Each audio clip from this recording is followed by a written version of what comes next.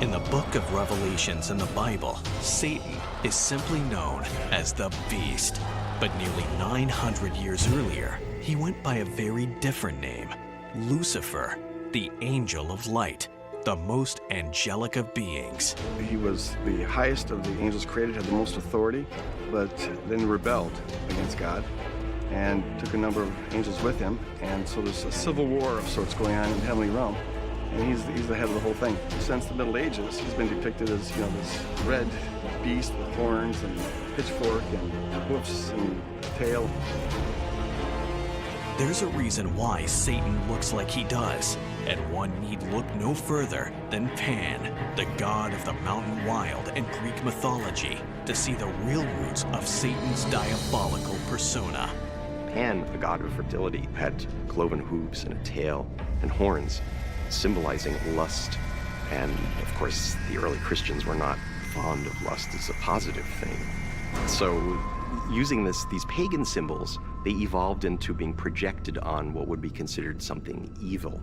There's something about the fusing of the animal and the human that is terrifying to us. It represents something that we fear might be inside of us, this animalistic side that wants to devour and kill.